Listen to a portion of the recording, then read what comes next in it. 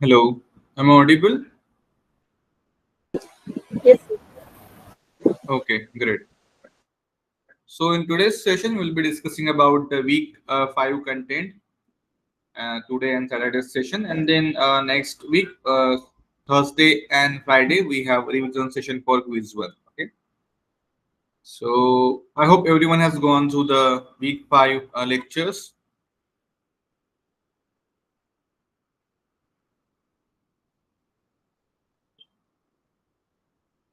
So let me share my screen. We'll discuss week 5 content today.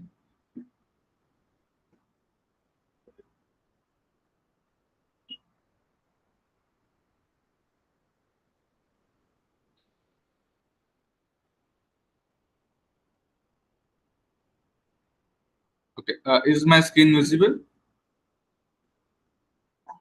Yes, sir. Okay, great.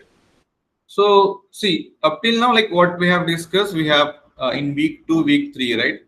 So week 2 and week 3 is basically about the SQL, right? And in week 4, we have discussed about relational algebra, relational calculus, then some ER diagram, right? Now we learn SQL to get a data or to modify data into a database, right? So we learn SQL in week 2, week 3, right? So in the design phase, when we design a database, right?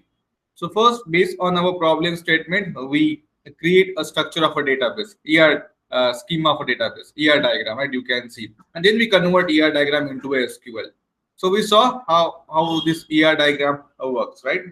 But now in week 5, week 6, we are going to discuss about a database design concept. Okay, so week 5, week 6 both are connected. If you didn't understand week 5 content, you are not able to solve any questions in week 6. Okay, so please focus on week 5 concept, and then only you can solve week 6 questions. Okay, so week 5, week 6 is basically based on database design concept. Okay, database design concept, right?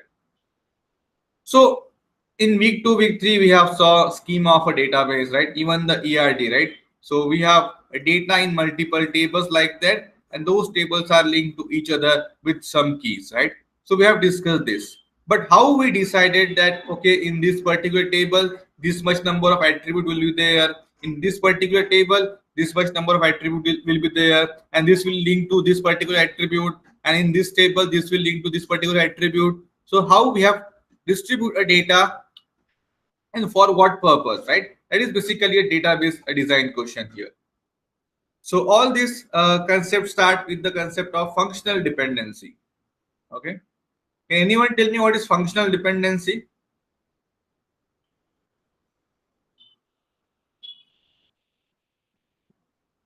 We generally say A determine B. Okay, so A functionally determine B here, right? What does this mean? Yes, anyone? Some attributes are able to determine other attributes of the tuple. Mm, yeah, 50% correct, we can say. So A uniquely determined, okay? Attribute A uniquely determines B, we can say, okay? So what I mean by this, let's say for example, we have a relation R and we have three attribute A, B, C like this, right? So in week 5, week 6, you can see a lot more this relation, considers relation R having A, B, C, D as attribute like this, okay? Because it is nothing but the, you can consider as a column name. For example, R is student and A is name, roll number like that, okay? But we use this A, B, C, D, R so that we can do the calculation easily. Okay, we don't need to write the attribute name again and again. So that's why we use this ABC to understand the concept. Now let's say for example, when we say relation R having these three attribute, right? And when I say A uniquely determine B, it means what? A determine B. So the value of A in this particular column, you can see, let's say for example, A1, A2, A3, A1, A3 like that. Okay. So suppose for A1, if the value correspond is B1 and A2 is B2 or A3 is say for example B3, sorry, B2, B3, then in this particular relation R, if I say A determine B, then A1 should determine B1 only. So here the value of A1 should be B1 only. Here the value of A3 must be B3 only, right? So A1 uniquely determine B1. You can consider this example. For example, roll number determines name of a student, right? This is basically A, this is basically a B, you can see. So roll number is unique here. So if I know your roll number, I can easily get your name, right? This is what a functionally determined is. So it's not like that in our student table, for this roll number, we have a name B1, and for the same roll number, we have a different name, right? That is not possible because it will lead to redundant data, and that is not correct actually. So how we ensure that this particular attribute will uniquely determine this B1? It is basically concept of functional dependency here. Okay, so is that clear that A uniquely determines B? Okay, anyone, any doubt? No, sir. No, sir. Okay, okay, so it's fine. Like when we say A1 determine a B1, right? So A1 should uniquely determine a B1 here, right? A2 can also determine, okay, A2 we already covered. A4 can also determine B1. That's not an issue, okay? Because A4 actually uniquely determining B1. So right hand side can be duplicate here, okay? We are not saying that B determine A also, okay? This is not correct here. So only A determines B. So this is possible. A4 can determine B1, A1 can also determine B1, okay? So same you can see here, roll number 21 F1 can have a name Rahul, and roll number 21 F2 can also have a name Rahul.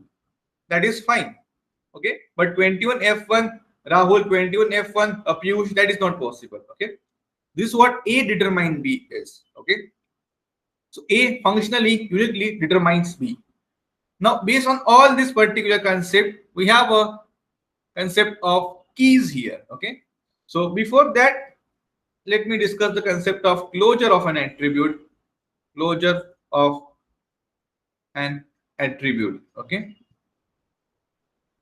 So let's say for example we have a relation and we have this A, B, C, D. We have these four attributes in that particular relation R, and our functional dependency set is basically what?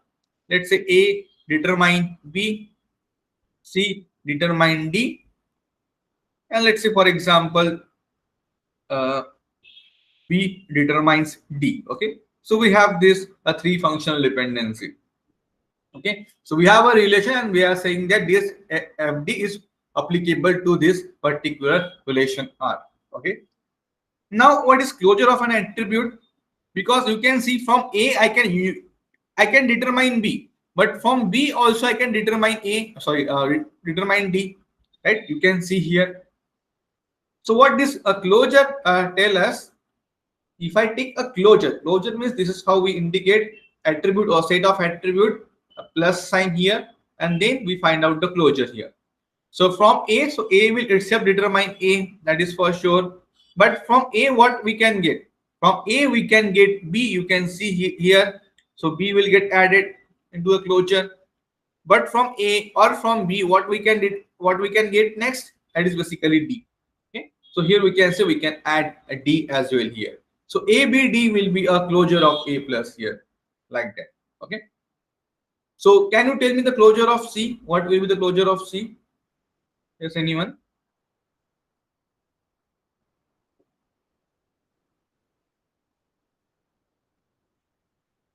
C and D. So C will itself determine C, and from C we can get D. So that's it, D. Okay. So this is how we can find out the closure of an attribute. Very, very important concept, because this is the first step you need to do in every question of week 6. Okay. You need to find the closure of an attribute to find out the key here. Okay. So this is a concept of a functional dependency here. If we have a few questions, let me check that.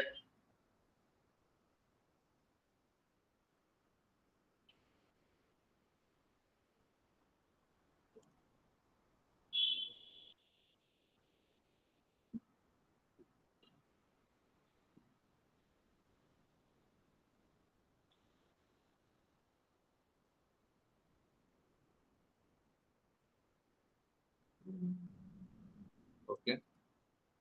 Let's do.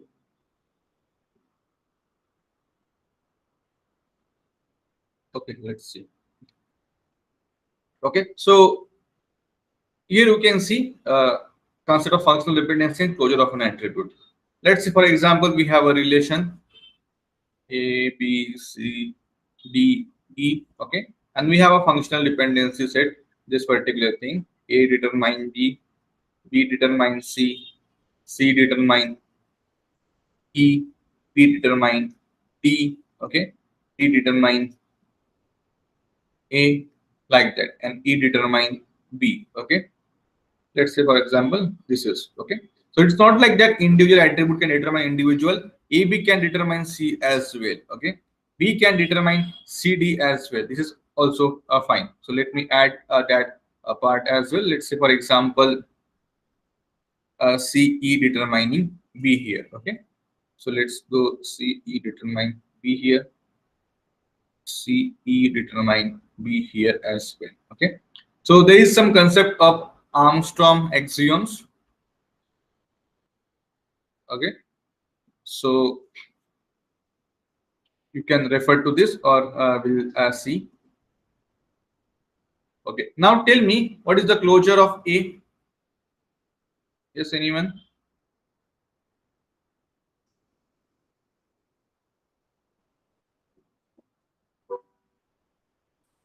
A, B, C, D, E. A, B, C, D, E. Okay, so from A we can get A. From A I can get B. From A or B, what we can get? From B I can get C. From C I can get E as well. Any other attribute?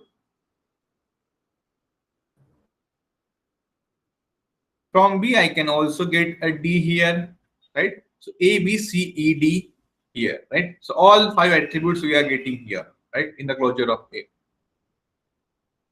What about closure of B?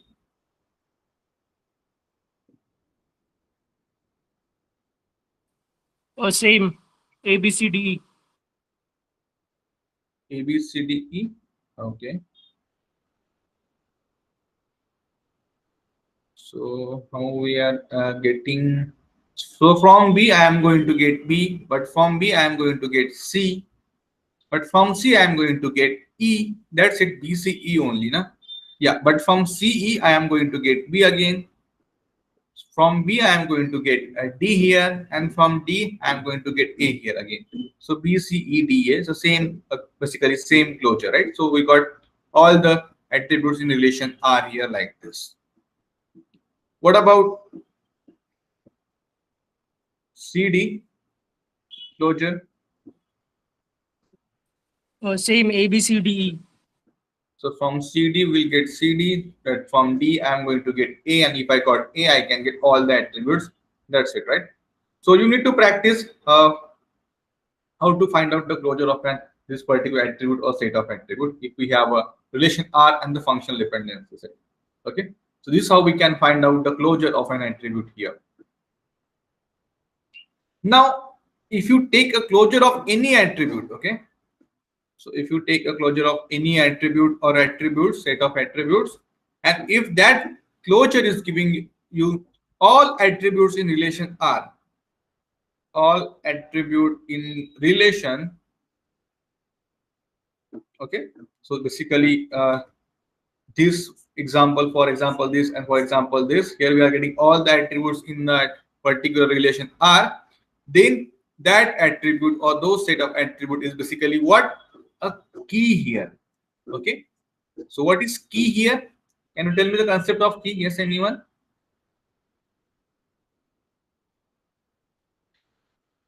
So in short, if I take a closure of any key, that should give me all the attributes present in the relation R. That's it. Okay, so how many different types of keys we have? We have discussed this in week 5, I guess. Tell me. Different types of keys. Candidate key, primary key. Yeah. Candidate key.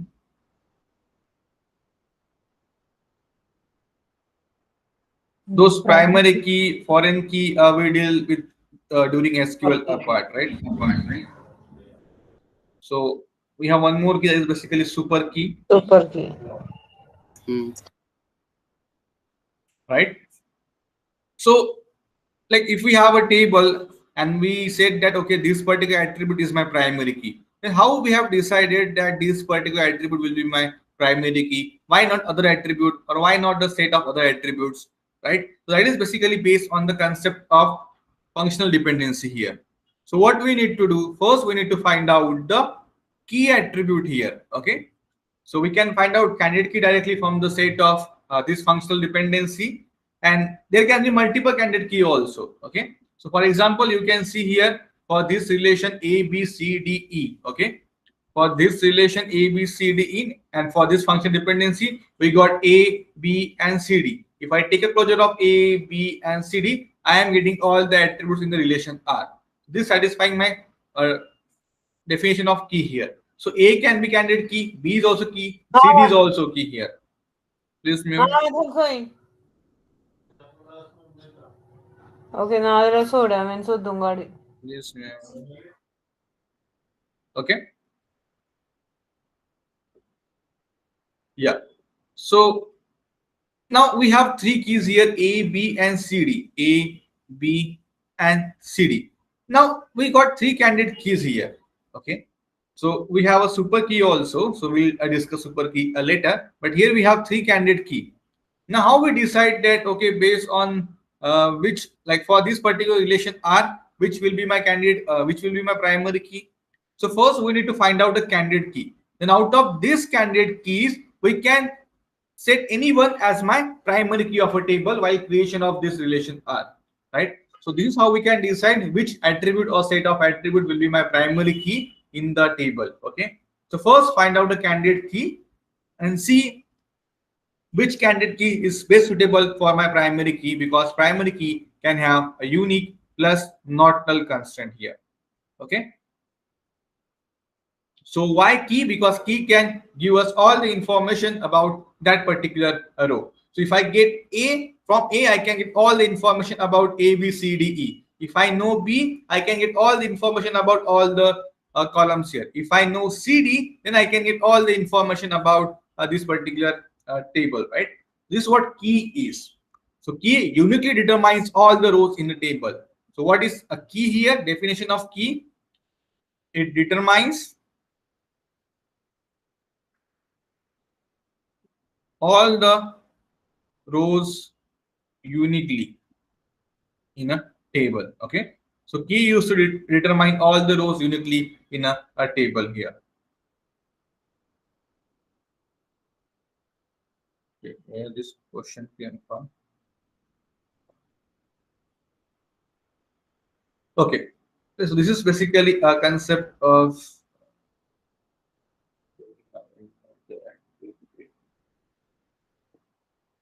okay, right?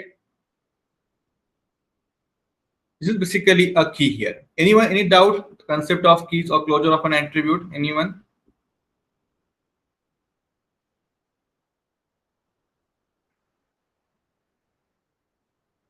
I guess no one has watched the lectures. Please do watch the lectures, okay, before coming to the session. Okay. Now, what about super key? What is super key? Tell me now. What is super key? More than one candidate key. More than one candidate key? No. It's a key that uniquely determines a tuple. Yeah. So both, like any key, super key or candidate key, or primary key, it basically determines all the rows uniquely in a table. That is correct. Okay. And it may not be minimal. Correct. So when we talk about a candidate key, both candidate key and both super key is used to uniquely determine the rows. But candidate key is basically what? Minimal set of super key. Minimal set of super key here. And super key, we can say basically a combination of candidate key with any other attribute, right? So combination of candidate key with any other attribute.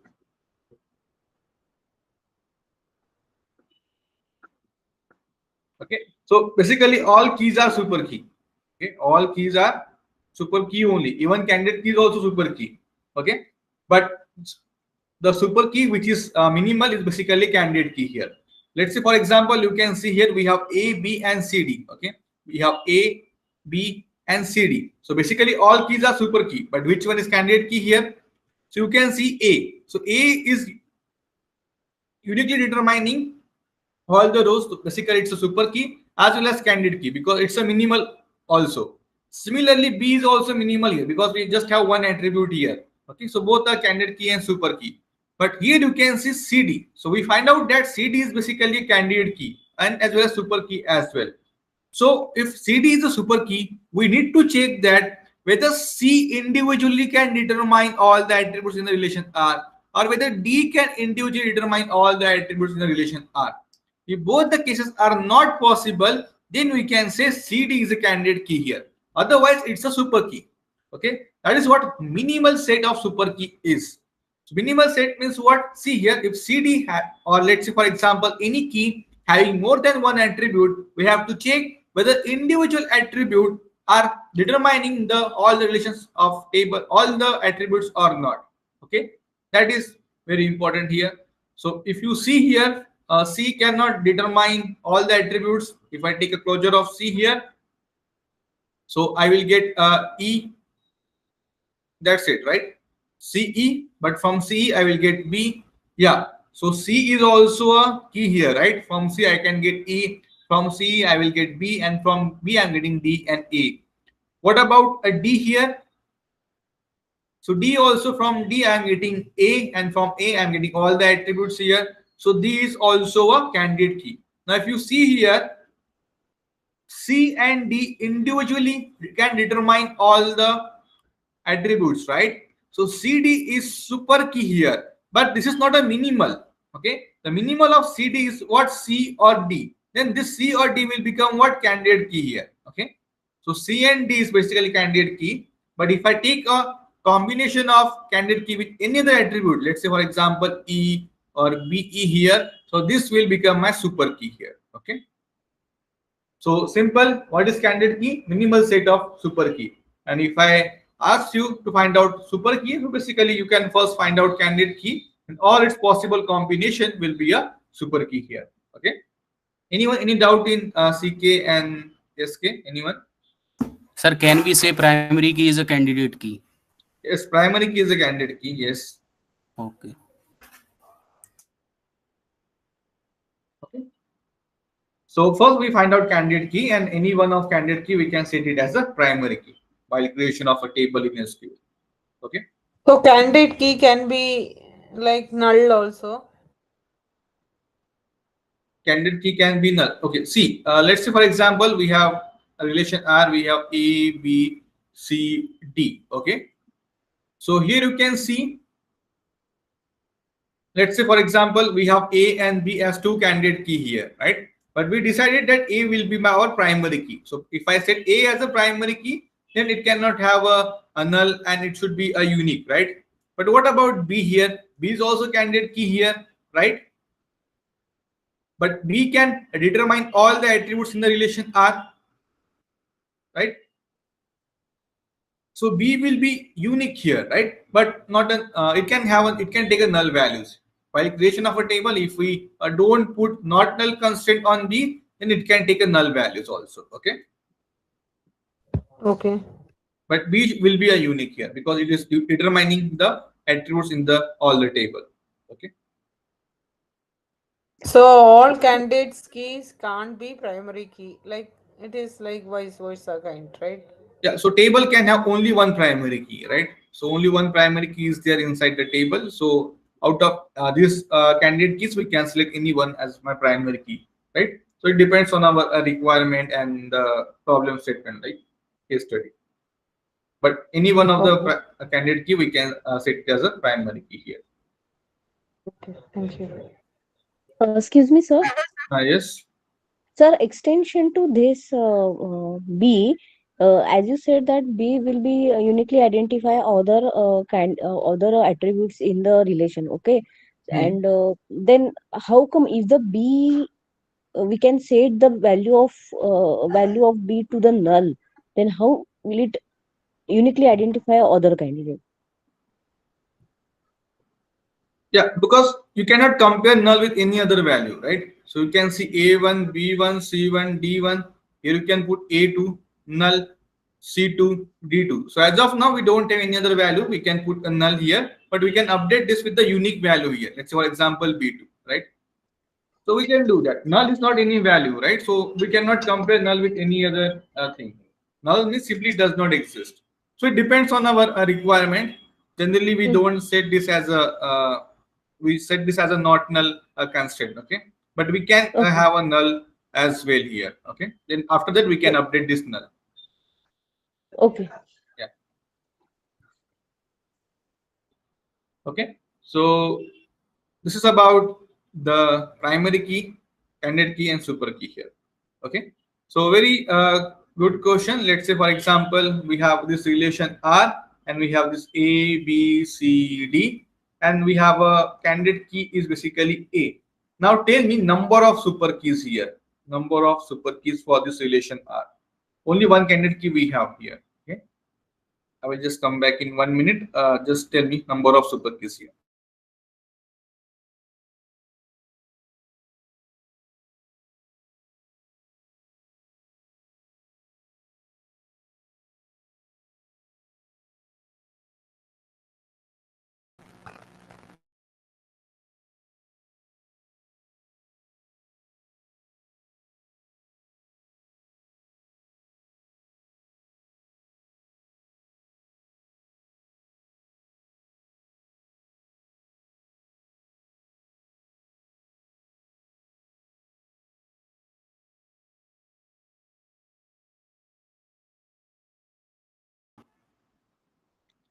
Yes, anyone? 8. Okay. So how we can say 8? How did you find it out? Yes, anyone? Sir, A is compulsory. A, AB, AC, AD. So A, all B, C. possible combinations of A, right? A, B, A, C, Yes. A, D. Then we have A, B, C, A, B, D. Then we have A, B, C, D as well, right? ACD also. A, C, D, right? 1, 2, 3, 4, 5, 6, 7, 8, right? So this is how we can, yeah, these all are super keys because it consists of a candidate key and other with attributes also, right? So number super key is what? Combination of candidate key with any other attribute, right? With any attribute, we can say is basically a super key. So yeah, we don't need to do like this for every situation. Let's say, for example, I have E, F, and we have A, B as my key. In that case, it's difficult to find out like this, right? So there is one formula for this. Anyone remember? Anyone knows the formula? Find out super key. 2 raised to n minus 1. 2 raised to n minus m here, right? This is basically number of super keys here. What is n? What is m here? N basically total number of attributes in relation R. Okay. M is basically number of attributes in candidate key. Okay. In candidate key here. So for example, if only A is candidate key, so M is basically 1 and N we have 4 in that case. So 2 to the power 4 minus 1, basically 8 keys will be there. For example, if we have this A, B, C, D, E, F, we have a 6 attribute here. And if I say CK is AB, in that case, how many super keys would be possible? 2 to the power 6 minus 2, that is basically a 16 candidate, super keys will be possible. Okay. So please remember this particular formula. Number of super key is basically what? 2 to the power n minus m. So where n is total number of attributes in relation R, m is basically number of attributes in candidate key here. Okay. So this is for individual candidate key. Okay. Individual candidate key here. What if I say we have A, B, C, D, but here we have A and B both are candidate key here. Now in that case, tell me how we can determine number of super keys. Everything will come in the combination of AB, like AB, ABC, ABD, ABCD. Is that like Yes, that? yes. But how many will be there? How many unique super keys will be there? 2 raised to 4 minus 2. That is 4.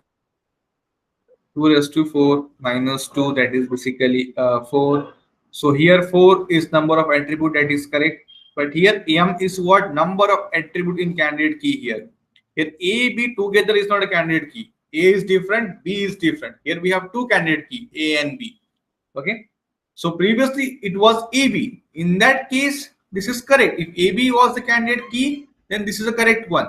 But here I am saying A is candidate key and B is also candidate key. So we have two candidate keys are here. So in that case, how to calculate? Oh, you have to add like that, right? So Hmm. then 8 plus 8, 16 will come. Okay, so if you calculate first candidate key based on, sorry, super key based on A, that will be what? To the power 4 minus 1, that is 8. Super key based on B will be what? Same, 4 minus 1, 8. But if I consider this combination for A, AB, and for B also AB will be there, na? For B also ABC will be there. For B also ABD will be there. So this is getting repeated here in both the cases. So we have to remove those things from this one. So how we can do that?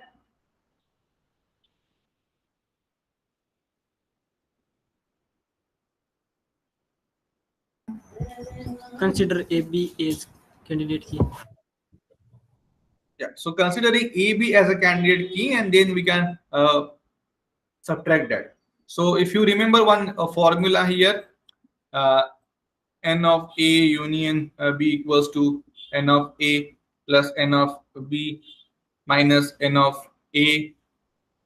Sorry, it's A intersection B, it's union B, like that. Okay.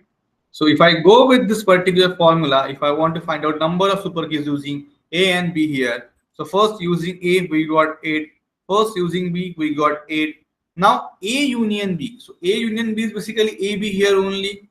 Now using AB, how many keys we are going to get? 4 minus 2, it is basically 4. So 8 plus 8 minus 4, that will be a 12 super keys here. Okay. So you can remember this particular formula. Here we just are saying A and B as a two individual candidate key. Okay. But what if I say AB and BC are two candidate key for this relation ABCD? Now tell me number of super keys. Okay. First, any question? Whatever we have discussed now? Anyone?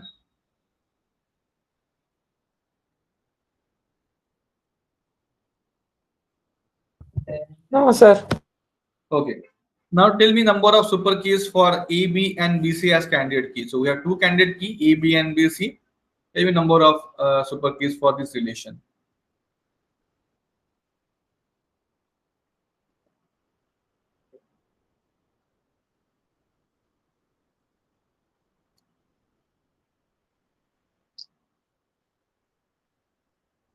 Can you repeat, sir? Sorry, I was noting something. Yeah. So let's say, for example, we are seeing this relation ABCD only. But now instead of A and B, we have AB and BC as my candidate key. So we have two candidate key here, AB and BC. So tell me number of super keys in this case.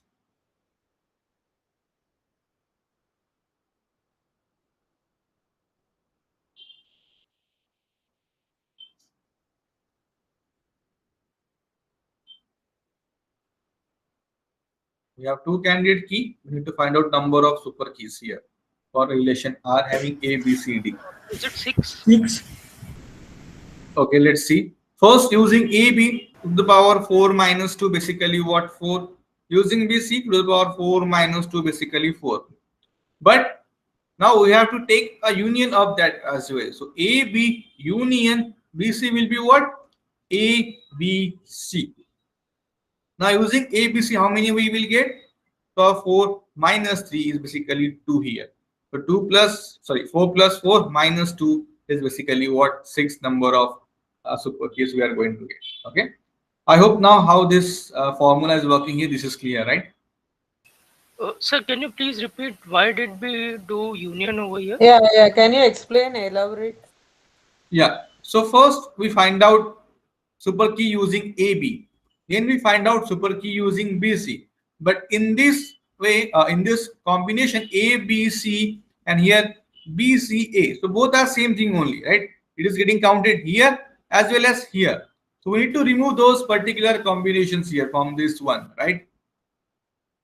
So how we can do that? So first take A union B. So here you can see we have 2 keys here. So if I take A union B, so it will be ABC. Now because ABC will be together also super key, right? So using this ABC, how many super keys we can get? That is basically what 2 here, right? Because here we have 3 attributes, right? ABC. Because this combination can be formed based on ABC only, right? Like that. So from using, yeah, yes, go ahead. Sir, so basically we are removing one occurrence of ABC and one occurrence of ABCD. Yes, ABC and ABCD as well, yeah, because here we will have 2 super keys for this candidate key, yeah, ABC and ABCD, yes. We are removing these 2 occurrences, yeah. Because these 2 will be there in AB as well as BC, right? So we have to remove that from this total. We got 8. Okay. Sir, ABCD or BCAD is same. Yeah, we are just taking this here. Okay. So ABC, BCA. This order doesn't matter here. ABCD and VCAD. Yeah, same. Order doesn't matter here. Okay. So But sir, when we write this type without formula, then sir 5 are coming. 3, 3, 6. Okay, sir. Okay. No, order doesn't matter here. Okay. So only 6, right, sir? Only 6. Yeah. Yeah, AB, BC, ABC, ABD, BCD, and ABCD. Yeah. In AB, ABC will come. ABCD will also come. Here also in the case of BC, ABC and ABCD will also come, right? Rest all are unique, so we have to remove these 2 from here like that. Okay, so we have removed those combination here. So you can see here 2 to the power 4 minus 3 will be there. Okay, so remember this particular formula, and for this in quizzes we can only ask up to 2 candidate key. Okay, if we have 3 candidate key, for example A, B, C, in that case you have to apply that formula n of A intersection B, n of C, then n of A plus n of B plus n of C, then minus n of A union B minus n of A B union C, like that. Okay, but we are not going to go into that because that will become a mathematical problem, right? So up to 2 candidate keys only we are going to ask in the exam. So it can be an individual attribute or it can be like this. Okay, A, B or B, C, or we just have A, here we have AD, like that. Okay, so if I give you any relation and if I use these are the candidate key, you should be able to find out number of super keys here. That's it. Okay, so this is basically a number of super keys here. Anyone, any doubt? Okay, so No, sir, thank you. we have discussed up till now super keys and candidate keys, but how to find out candidate keys, right? So we saw one method. Let me write it down here: A, B, C, D, and functional dependency is like this: A determine B, B determine C, and C determine D here, right? So we have R, we have functional dependencies, and we need to find out the candidate key here, right? So the traditional way is what? You can take one attribute, see whether we are getting all the attributes in the relation or not. This is how we have to do for all the possible combinations here, like that. First one attribute, then take combination of 2 attribute, like that. Okay, then combination of 3 attribute, like that. But one trick you can follow here, it's not a trick, it's a method we can say. So first always try to find out which attribute is not on the right hand side of any functional dependency. So always find out the attribute which are not present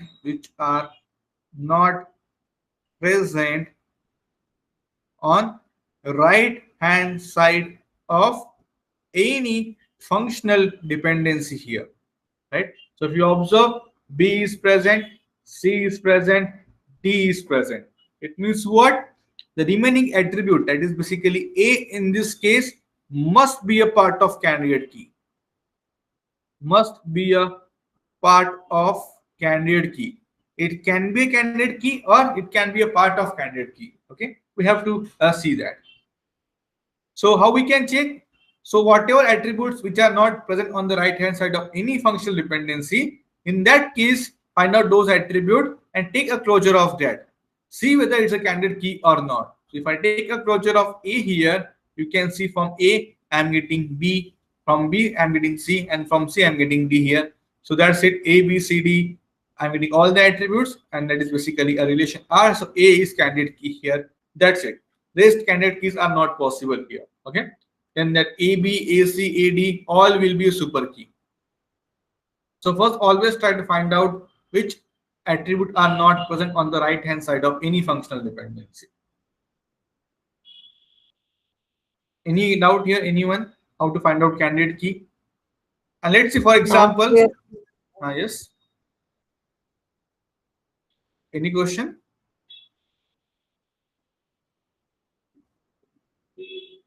Okay. And let's say we have this D determine A as well. In that case, A is also present here, right? So what to do?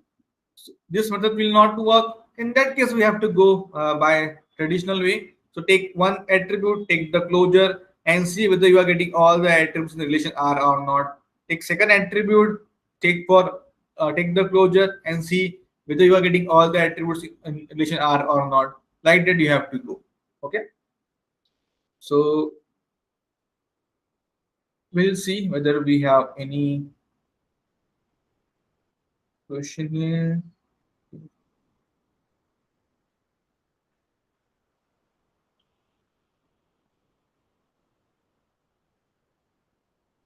These questions are from week 6, but yeah. So let's consider this relation and this functional dependency, and we will find out candidate key here. Okay, don't look at the question, it's from week 6, but we can find out the candidate key here. Okay, so can anyone tell me what is the candidate key here? See, apply the method what we have discussed.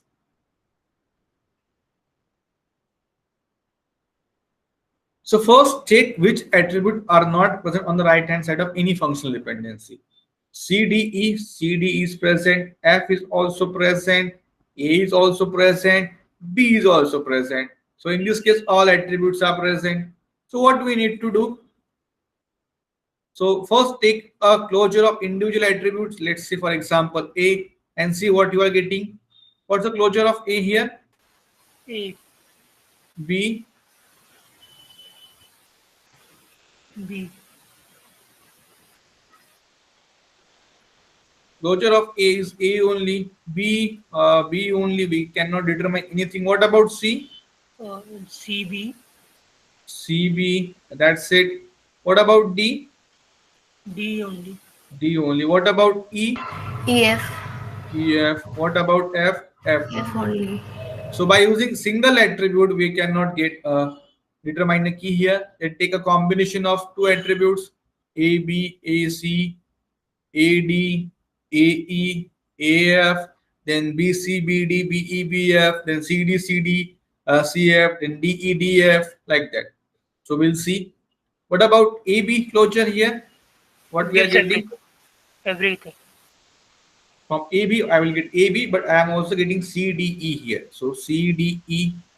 And what about F? How we can get F? Yeah. E gives F. So from E determine F. So I'm getting all the attributes here. So AB is my candidate key here. There are multiple candidate keys are possible. Let's check with AC. What about AC?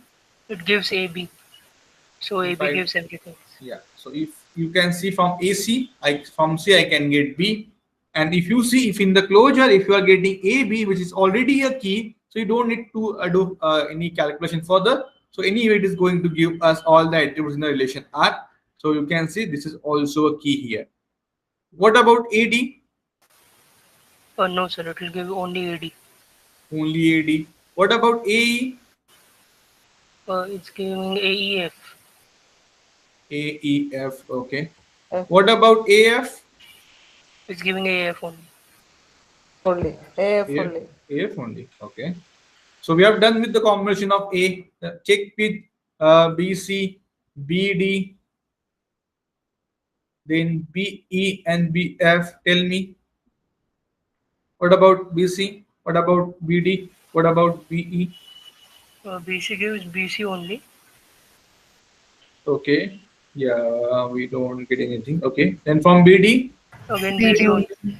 BD, BE, BE only. BEF. 9, BE, and from E B we are getting F. And can you see it?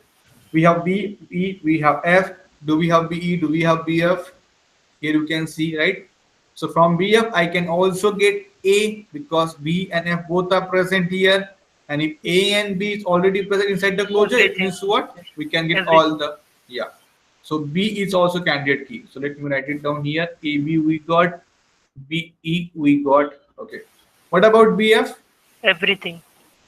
From BF we can get A, but from AB we got all the things. So BF is also candidate key here. Okay, so we got 3 candidate key as of now. Any doubt what we are doing here? Any question? So first we have checked for individual attribute.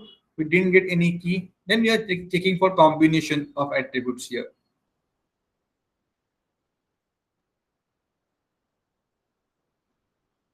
So now we have done with B. Go for CD, CE, CF.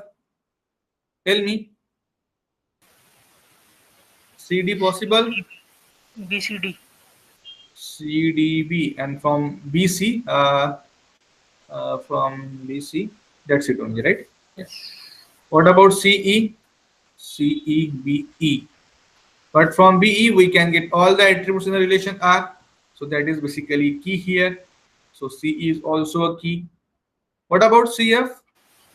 CF only. No. From C or from F, what we are getting here? From B. C, I am getting B. Sorry. And from BF, we can get all the attributes Yes, here. everything. Yes. So CF, we are also part of candidate key. So we are done with C. Now we left with DEDF. Check for DEDF. For DEDF.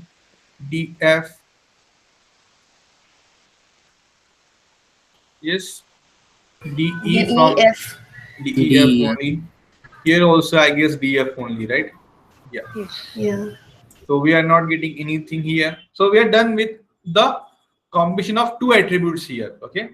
Now we have to go for 3 attributes combination. But if you see here, we already got this particular key. So we don't have to consider the combination of this particular keys here.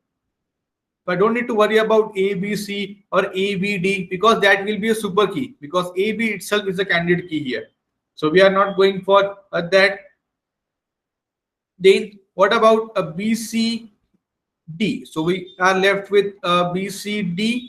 Then BCE also we cannot have because anyway this is what. Then we have BCF. Already BF is a key, so we cannot have. So BE removed, F removed. Only BCD is 3 combination are possible, like 3 attributes for B. And what about CD? From CD, if I remove E and F, I left with what? CBA, ABC. Already AB is a key here, so I can consider AB together. So that's it. Only BCD is remaining then. That already we have considered here for 3 combinations. For E also, what will happen? For E, I cannot consider C and E because anyway BE and BC will be there. So I left with AE and then D. AED, AED, A or E. Yeah, so this combination will be there. And for F, we already have C and B. So CB के साथ नहीं होगा, then CB. We have FAE. Yeah. So we have only these three combinations to check now. So can you check for BCD closure, AED or FAE closure? So BCD will give us BCD. That's it, right? Yes. AED will give us AED or AEF. We are getting, but still that's it. FA is basically same thing, right? FAE, and from E I'm getting F. So anyway, F is there. So we are done with all the possible combination, and we got this particular keys here. Okay, so this particular relation having 5 candidate keys. Okay, so this is how you need to proceed when you find that none of the attribute is on the right side of a functional dependency. Okay, first go with individual attribute, then take a combination of 2 attributes, then 3, like that. Okay, so I hope you understand why I didn't take other combination of this B, because anyway this will cover this A, B, C. So we don't want to consider those combination because that will be a super key as well. So we have to check for only those combination in which these candidate keys are not present. Okay. So these are the candidate keys. So please practice, because in week 6, first step you need to do is find out the candidate key here. Okay. Anyone, any doubt? How we got this 5 candidate keys?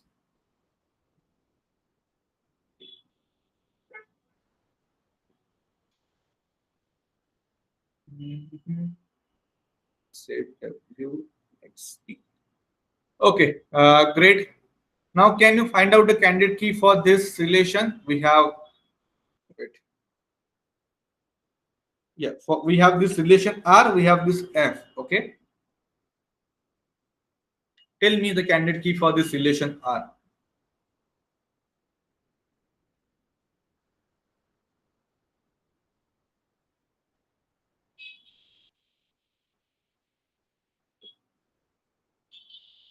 Tell me.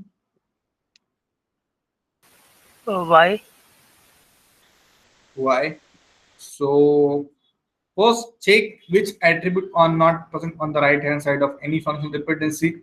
ZW is present, X is present, P is present. So we left with Y. So Y must be a part of candidate key. It can be a candidate key or it will be a part of candidate key. So if I take a closure of Y, what I am getting? Y X. X ZW. ZW, and from W I am getting P here, right? Yes. So Y is my candidate key here. Okay, so we have only one candidate key, that is basically a Y. And let's say, for example, you find out that okay, Y is the only key which is not, sorry, Y is the only attribute which is not present on the right hand side of any functional dependency. And after taking closure also, you didn't get all the attributes in the relation R. In that case, what you need to do, you need to take a combination of R with remaining attributes. So you don't need to take combination of Y with every other attribute. No, we don't need to waste time in that like that. Okay, we don't need to go for all the 4 combination. Just see which attributes are not present in the closure of Y. So if I take a closure of Y here and I am getting, let's say for example, Y X Z, that's it. Okay, so you don't need to consider combination of with Y X or Y Z, because anyway that will give me this closure only. So if condition come like this, that after taking closure you are not getting all the attributes, then you have to go for a combination of those attributes. Okay, and in that case, don't go for this combination which is already present inside the closure. Check which attributes are not part of this particular closure. So we can see here W and P is not part of closure. Then only you have to take check for YW and YP. Okay, that's it. So first find out the closure of that particular attribute or set of attribute. Check whether it covers all the attributes in the relation R or not. If yes, then it is a candidate key. If not, then go for the combination of attribute which are not present inside the closure. Okay, I hope you are getting what I am saying, right? Because anyway, if you take a that closure, it is going to give us this particular thing only, because Y X Y Z will give us this closure only. Okay, so first Find out the closure, see whether you are getting all the attributes in the relation R or not. Otherwise, go for a combination of the attribute which are not present inside the closure. That's it. Okay. So here we got Y as a key for R. And yeah, so if I know Y is a key for R, can you solve the question here? Now that's it. This question is based on the week 3, week 4, you can see now. The only difference is what? We need to find out the candidate key here. That's it. Now, can you tell me the answer for this question? Here is what? This symbol indicates what? Natural join, right? So we are performing natural join between R and S. That's it. Tell me now the answer for this question.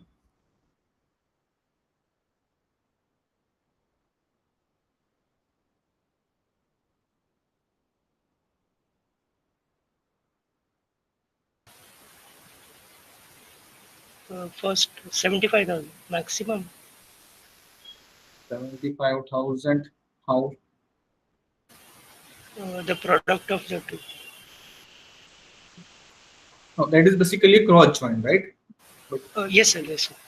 We are performing a natural join here. So in that case, what is the maximum number of possible outputs? S is having 250 tuples, R is having 300 tuples, and we find out that R in R, Y is basically candidate key. Okay. Now this information is given to us. Uh, 250. 250. Let's see. So when we say in the relation R, Y is basically a candidate key, right? It means that is the only possible for primary key here. Now, if I say it's a primary key or candidate key, right? So Y must be unique. Y must be unique. Then we have 300 tuples inside the R. All 300 will be unique for Y, right? Can I say like this? Yes. What about this S? So how natural join works? Based on the common attribute. And which one is common here? From this S and R? Y only. Y only. So here Y is what? Unique for all the 300 tuples. And here we have S, that is 250, and we don't have any information about the key here, right?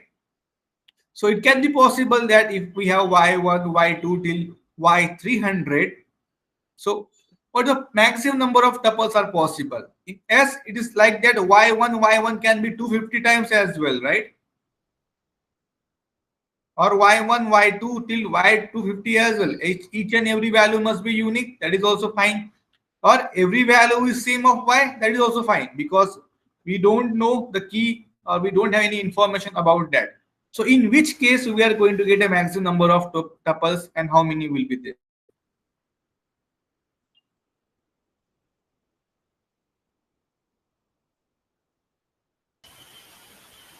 Yes. So if we take Y as key, then 250 will be the maximum. Yes. So here we have Y, which is a key for relation R, and all 300 must be unique for Y here. And for S, we have 250 tuples here. Doesn't matter which combination you are going to take, you're always going to get 250 tuples as a maximum number of possible output here, right? So here answer is 250. Okay. Because if you consider Y1, Y2 till Y250 or any 250 from this 300, so it is going to match with that one. Okay. Even if you consider Y1 50 times, Y2 50 times, Y3 50 times, Y5 100 times, still also it is going to match with that much number of times only. So in any case, we are going to get 250 as a maximum here. Okay. What about minimum number of tuples? Yes. 1. 0, no, sir? Yeah. So here we don't have any information about this particular relation. So Y can be null as well here. If Y is null, in that case, it will be a 0.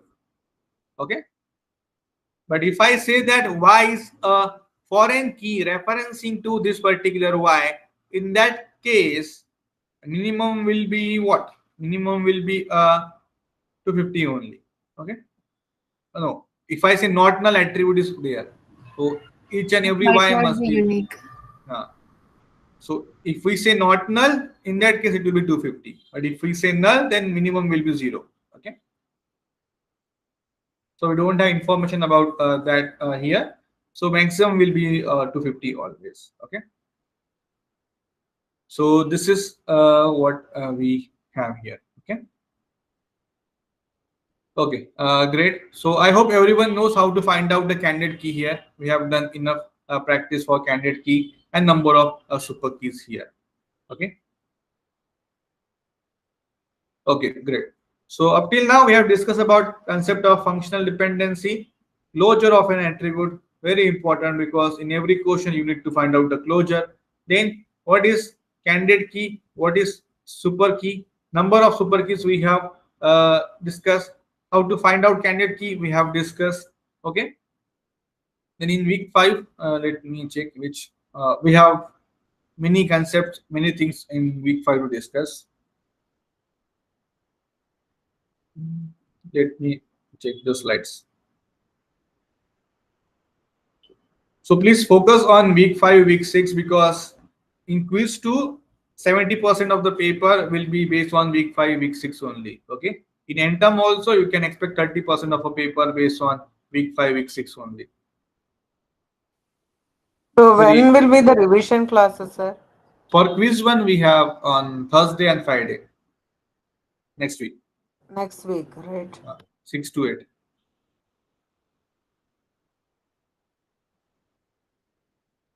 So yeah,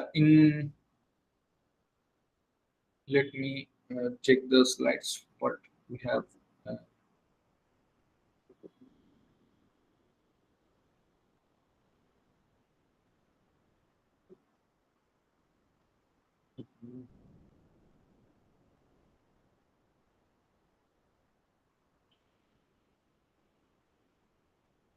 So you can see a good schema here, right? What is a good schema, right? So if we store entire data in one table, then updation, deletion will cause an issue. So better we decompose that table into 2 tables. And how we can decompose that? There is some concept of lossless decomposition. So every decomposition must be lossless. We'll discuss how we decompose one table to different tables. Okay. Decomposition part is there. So we'll discuss lossless joint decomposition now. Okay.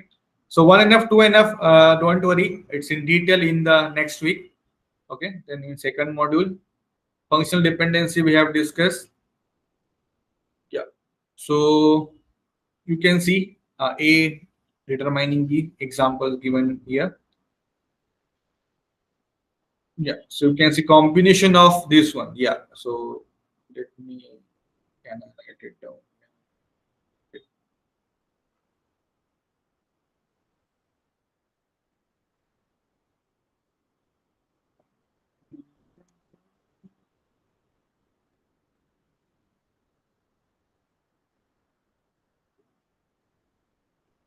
Yeah, so this is visible, right? Slides.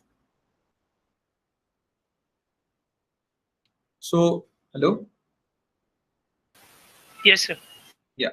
So this is what we have discussed: functional dependency concept, student ID, uniquely determining semester. So 1, 2, 3, 4, 6, 1, 2, 3, 4, 6, 1, 2, 2, 1, 4. Here also 1, 2, 0, 2, 1, 2, 0, 2. So this is fine. But you can see student ID lecture.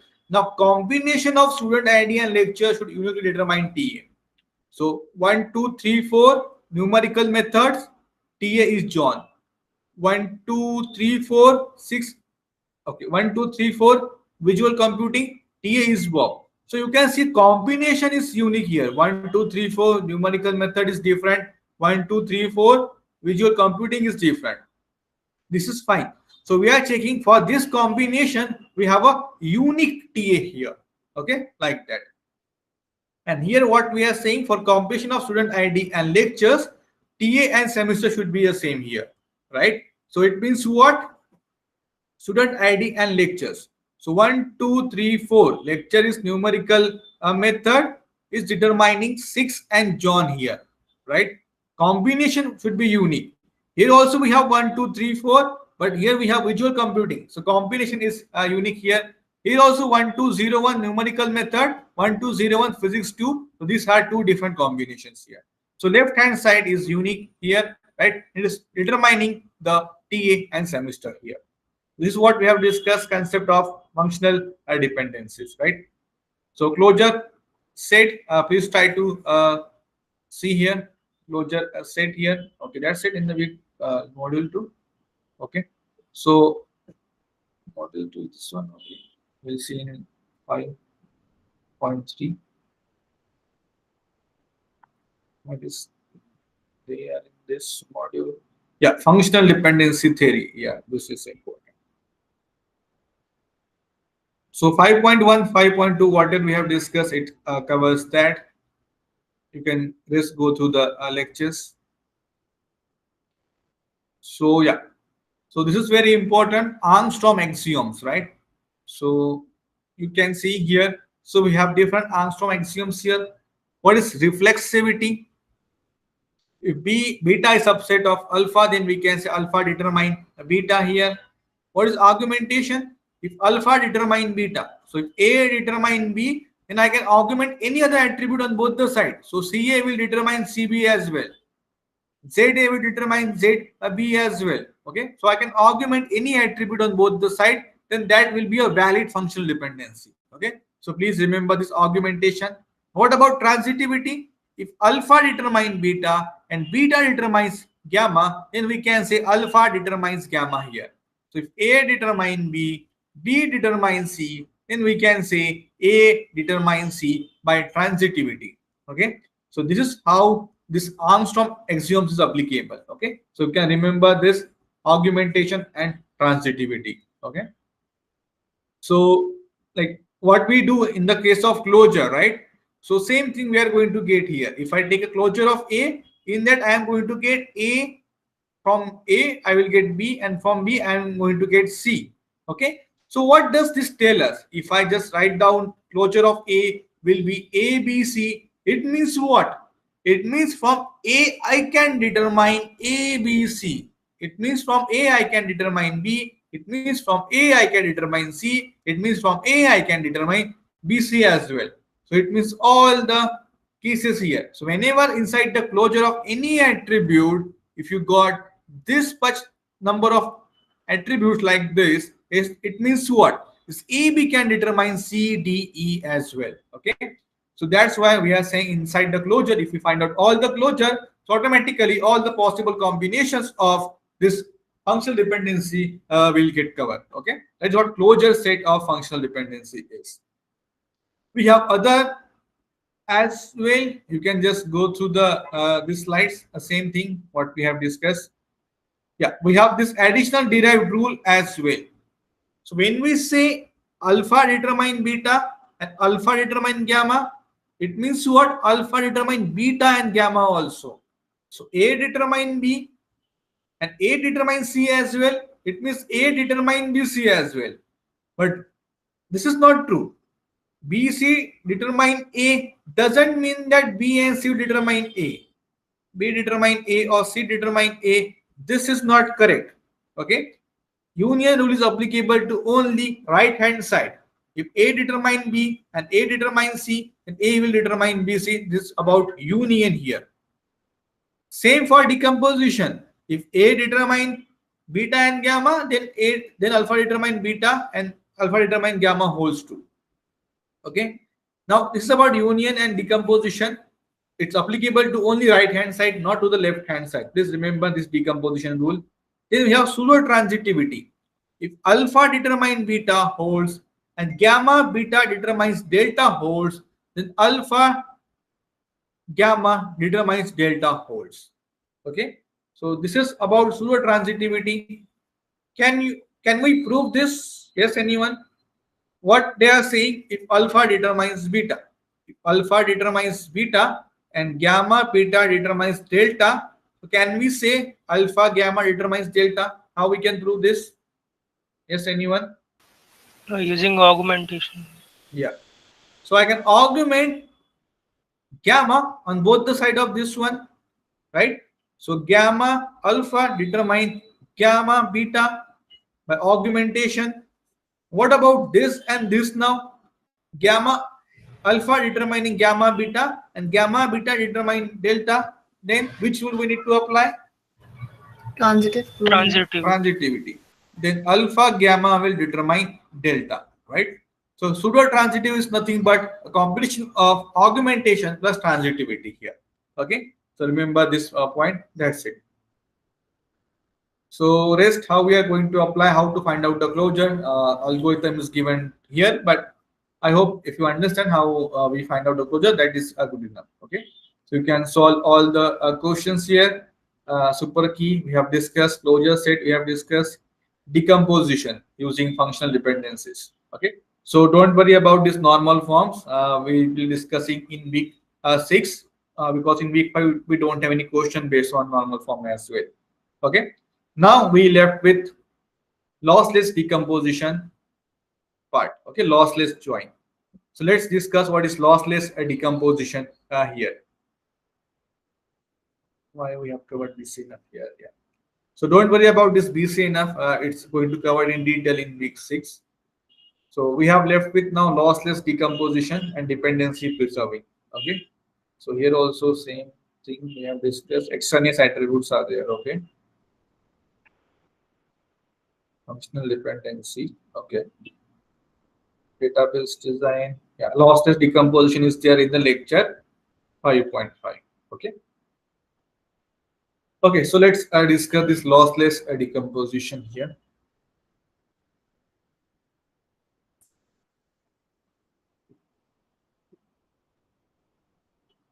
So what is lossless decomposition here? Right. So let's say, for example, I have big table, right? I have number of attributes column here, right? So if we have this huge table, it's very difficult to update the record or insert the rows, right? Because it will cause an anomaly. It may possible that for this 5 rows will get repeated for different values of one column only, right? 5 rows will get repeated for one column only, right? So this is lead to a redundant data, right? So in order to avoid all this anomaly, we decompose the table into a smaller table. So if we have a relation R here, we decompose this into R1 and R2 according to our requirement, that is basically normal form we want to achieve. Okay, so we'll not discussing about normal form, we'll discuss how we can decompose table losslessly. Okay, now how we can ensure that whichever the table we are decomposing, it's a lossless decomposition, because what we want after joining R1 and R2, I should get my original table back. That's the case here. If I'm not getting my original table back after joining R1 and R2, it means what? There is loss of information, right? That is basically a lossy join. We don't want that. So every decomposition must be lossless decomposition.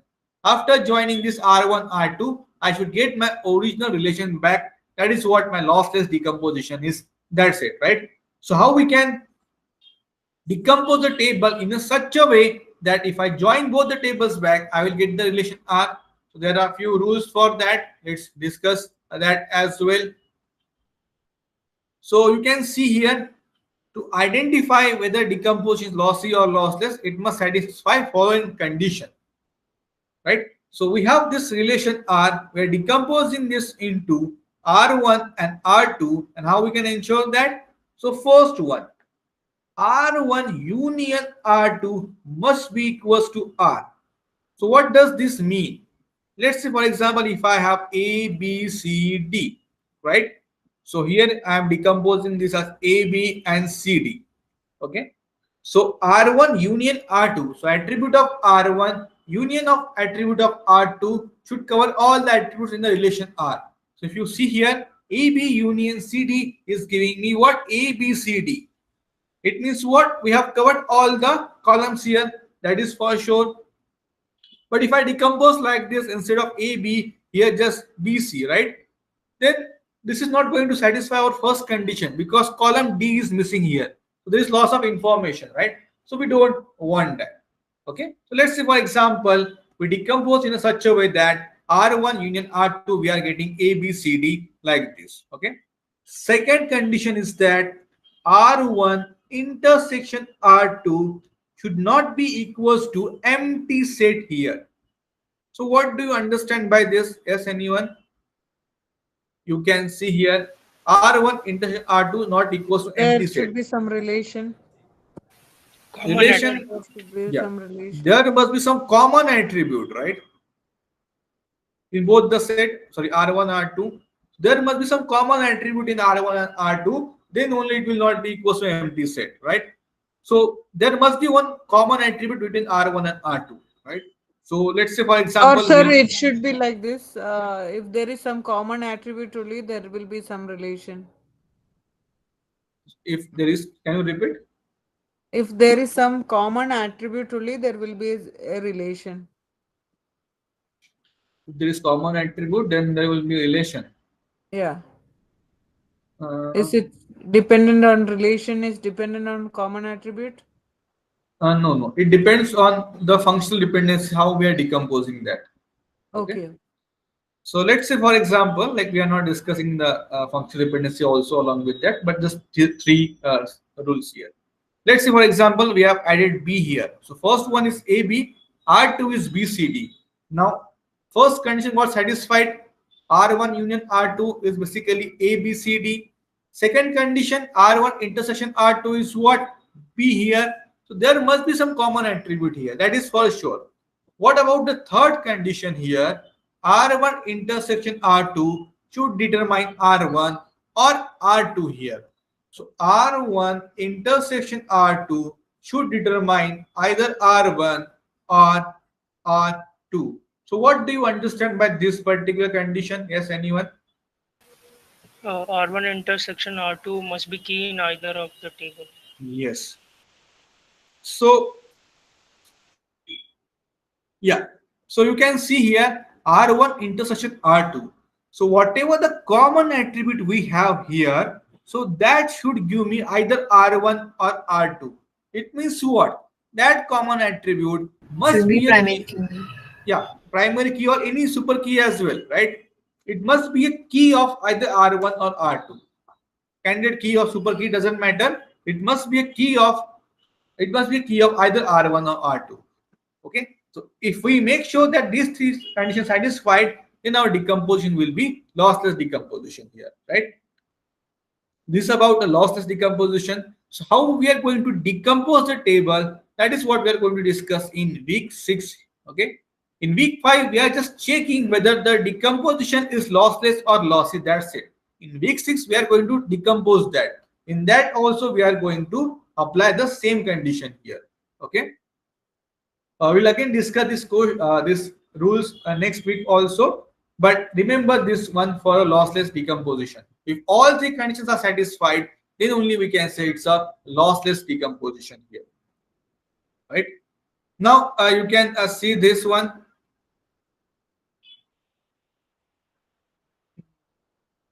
Okay, let me discuss this problem. So here we are just checking whether the decomposition we have done is lossy or lossless. Okay.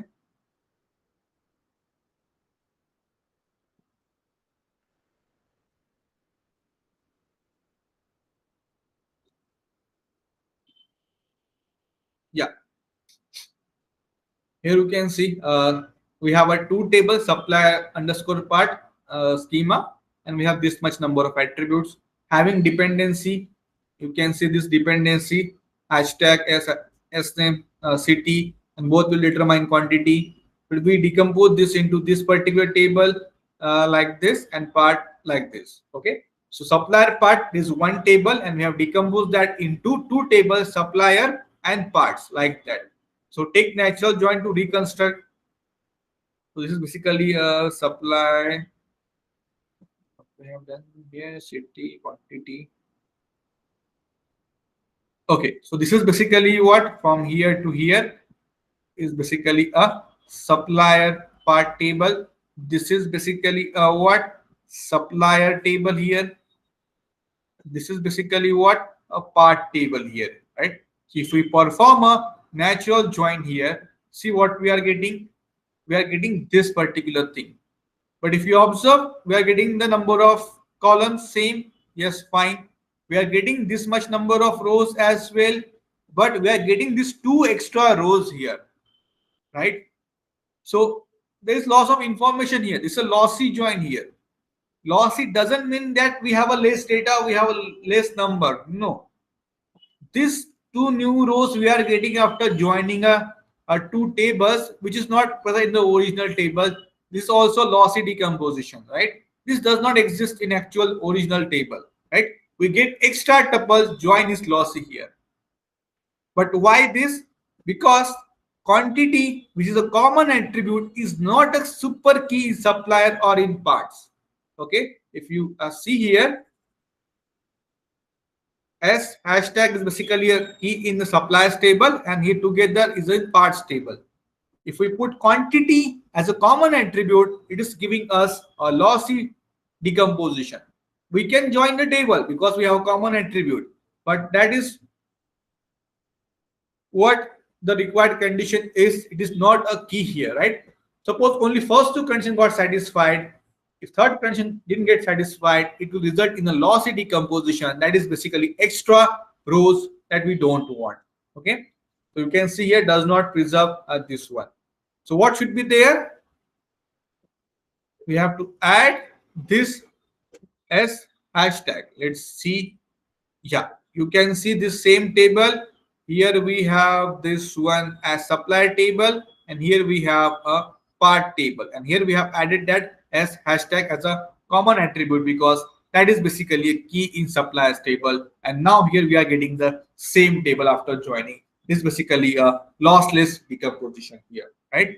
So I hope this is clear, right? Why the third condition is very important, right? If we didn't satisfy the third condition, then we are going to get the more number of rows. That is basically a lossy decomposition. If we didn't satisfy second condition here, it means what? We don't have any common attributes. If I try to perform natural join, that will work as a cross join. So again, there is no meaning to this particular data, right? And if we don't satisfy first condition, so basically we are losing 1 column here, right? Anyone, any doubt here? I hope these 3 conditions are clear now. Why it is required? Yes, sir. Yeah. Now here you can see. So in week 5, this is what you are going to get here, like this type of questions here, right? So here you can see we have relation R, we have F, can be decomposed in 2 different ways. A, B, B, C, lossless joint decomposition. Here like this, dependency preserving, dependency not preserving. So we can discuss this later, but let's discuss about the lossless joint first, because this is also a very important concept, dependency preserving. So yeah. So what about the second question here? A, B, simple question already discussed. Let's go for second one. Here we have R, we have functional dependencies, and we decompose that R into a 3 decomposed relation. So R is now decomposed into R1, R2, R3. How to check? R is decomposed into R1, R2, R3. Okay, because whatever the condition we have discussed, in that we have just discussed for R1, R2. But what to do in this case? We have 3 decomposed relation. Here also we have 4, 3, 5 decomposed relation like that. So how to proceed further? So please watch the tutorial on lossless decomposition. I have solved, I guess, 2-3 questions from this particular slides. Okay, so please do watch the tutorial on lossless decomposition. We'll discuss this one question here. Okay, so here we have A, B, C, D, E, F. A, B, C, D, E, F. A, B, B, C, D, D, E, F.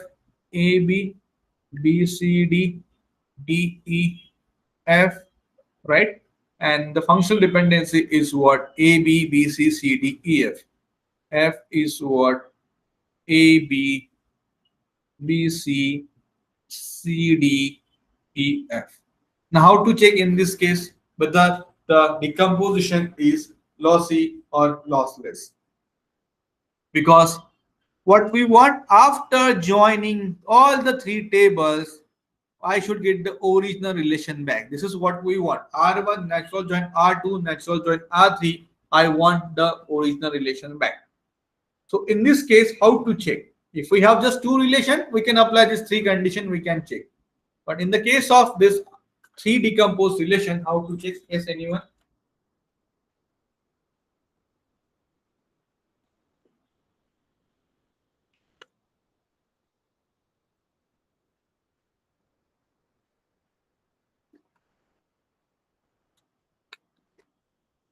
Okay. So see here, what we said in the first R1 union R2 must be equals to R. So number of columns, first we need to ensure. We'll do union of three components. Yeah, R1 union R2 union R3 must be equals to R. Doesn't matter how many decomposition we have done, so it must be always equals to like this. R1 union R2 union R3 till union Rn must be equals to R. The first thing you have to check for this one. Is this getting satisfied here? Yes. So we can see A, B, then B, C, D, then D is common, then E, F. So we are getting all the attributes here. Our first condition got satisfied. Now in the second case, what we have discussed, there must be some empty, there should not be any empty set. But here we have three decomposed relation, right? So what to do in this case? R1, So, R2, R2, R3, and R1, R3. yeah. So here always take any two decomposed relation. So take any two decomposed relation such that there is some common attribute. Okay, there is some common attribute because this is what we want. Okay, so either I can take R1, R2, I can take R1, R2 only, not R1, R3 because AB is not present. I can go for R2, R3. So I can go for R1 intersection R2 or I can go for R2 intersection R3. Both the things are possible. Okay. So first let's check for R1 intersection R2. Here we already know B is a common attribute here. Now whether from B can we get R1 or R2? This is what our third condition is. So R1 intersection R2 determine R1 or R2, right? So we can also go for this R2 intersection R3 is basically what? D. So from D, are we getting R2 or R3? Can you check what's the closure of D based on this functional dependency? Are we getting R2 or R3 here? Take the closure of D.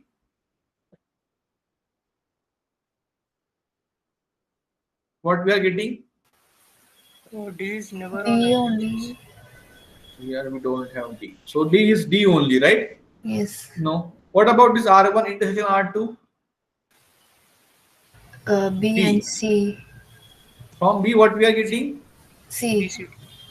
B, And C, C, D. D. So are we getting R1 or R2? R2. Yeah. So we are getting R2. It means what? It means I can join R1 and R2 first. Okay. So I can join R1 and R2. So let's say, for example, I join R12 and I am saying that it's say R12. So say R12 will be what? R1 union R2. That is basically what? A, B, C, D. So I have R12 after joining these two relation having attribute A, B, C, D. Right? Now we have to check with R12 intersection with R3 because we are left with this one. If I go with this one, I am just getting D as a common attribute, and from D I am not getting either R12 or R3. So it means what? This is basically a lossy decomposition. Okay. Are you getting what I have done here?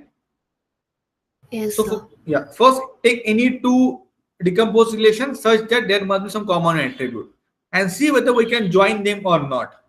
How we can check? After taking a closure, if we are getting any one of the relation, then we can join those tables, right? And after joining, we are going to get new table. Let's say for example R12. Then check R12 with the remaining one, that is R3 here, like that. So also it should satisfy all three conditions, but here we are not getting either R12 or R3. So it is basically a lossy decomposition. Okay. Anyone, any question, any doubt here?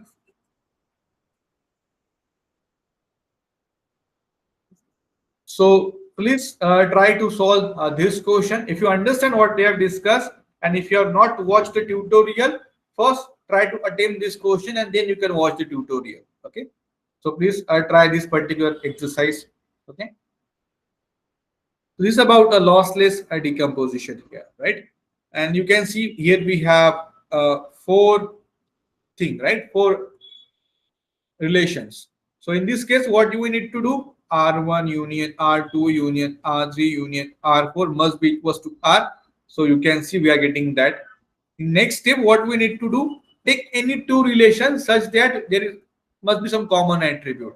So you can go with R1 R2 or R1 R3 or R2 R3 or R3 R4, right? Any possible you can go, right?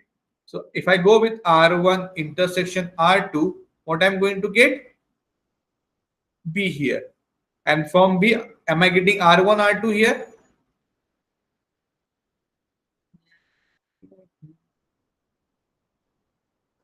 No, right? Okay, no worries. Go for R1 intersection R3. What we are going to get? AB. But AB itself is a R1. It means what? I can join these two relations. So let's say R13 is basically what? R1 union R3. So it basically A, B, D, E only. Now check R13 with BC. Here still, B. yeah, B is a R2, right? So B is common here, but what we are getting from B? From B, we are getting D. That's it, right? Nothing else. Okay. Yeah. So this is also lossy decomposition because even if I go with R3, R4, so E is common here, and from E I'm going to get G. So I can join R1, R3, then I can join R13 with R4. But what about B? From B, I am not going to get a BC or nothing else, right? So this is also a lossy decomposition. Okay, first one, like that. So you need to check like this. Okay. So here you can see D2, ABC, AC. So AC is common here. If I take a closure of AC, I am getting ACB from here. So basically, it's what we can join.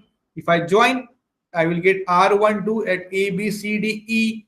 If I take ABCDE intersection R3, that is AD, and from AD I am getting what? From AD I am getting E, and from E I am getting G. So ADG will be there. It means I can join all the three attributes. So this will be a lossless. Lossless. Yeah. So please try to attempt the remaining question, this one and this one. Okay. So please try to solve. Anyone, any doubt what we have discussed? So please do watch the tutorials for dependency preserving. In Saturday session, we can discuss dependency preserving plus lecture 5.4. It is basically a canonical cover. Okay. Concept. These two things are remaining. Rest we have covered everything from week 5. But if you didn't understand the closure, how to find out candidate key, right? How to check decomposition, right? All these things are required in week 6 in every question. Okay. So please practice more in week 5 because quiz 2 is having more weightage. In NTEM also it will have more weightage. Okay. And very important concept also if you look at the entire DBMS course. Okay. Anyone, any doubt, any question? What we have discussed in week 5? Okay. Any question, any doubt from week 4, week 3, week 2, week 1? Anyone? Okay, great. Okay, so that's it from my side. If you have any question, you Hello. can ask. Ah, yes. Hello, sir. Ah, yes. Can you explain first normal form, sir? First normal form is there in the week 6. Okay, don't worry about that. We'll discuss in detail. Okay, about the first normal form. It's there in the week 6. In week 5, just we have introduced that part. Okay, so basically, let me tell you in the short what is first normal form. So let's say, for example, we have one table like this. Okay, we have information about a student, a roll number, we have a name, we have a age, and we have a phone number here, right?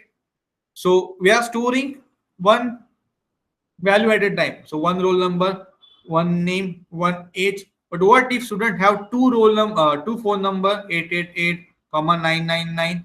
Now if I store this both the phone number in the same column like this, so this is basically what? So this is basically a multi-valued attribute. If you remember week 4 concept, in ER diagram, we have discussed this multi-valued attribute and we indicate this by double ellipse like this. Okay. It means what? We are storing the two values in the same column. So if we do like this, then we cannot update this, right? Phone number or do any updation or deletion, it will be difficult for us, right? So this thing should not be there in 1NF. Okay, so we should have atomic values. So whenever we say atomic, a domain atomic values, so in every field we just have one value, that's it. Okay, so what we can do, we can decompose this table to two table like that. In one table we will have roll number, name, age, and phone number, not phone number, just roll number, name, and age. And here we will have roll number and phone number. So for one roll number, there will be two rows for two different phone numbers, right? Like that in the another table. So this is how we can decompose the table to one NF. Now in one NF, we don't have this multi-valued attribute here, right? I hope you got the idea about one NF. Hello? Yes, sir. Yes. Yeah. So just remember, we don't have any multi-valued attribute in the one NF. That's it. It should have atomic values only. In the particular column, we are just storing only one values, not like that. In order to satisfy that, we are decomposing a table like that. So this multi-valued attribute, we need to create one more table for that phone number. And other attribute will be what? The key of the second table. That is basically roll number here, if we consider. Okay. Then we can store two rows for the same roll number. 21F1 having different roll number, 21F1 having second phone number like that. Okay. Okay. So we'll discuss this in detail in the week 6. So don't worry about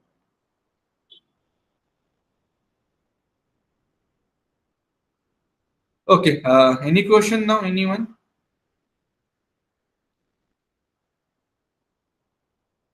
Okay. Great. So that's it from my side. Thank you. We'll meet on Saturday session. Yeah. Thank you, sir.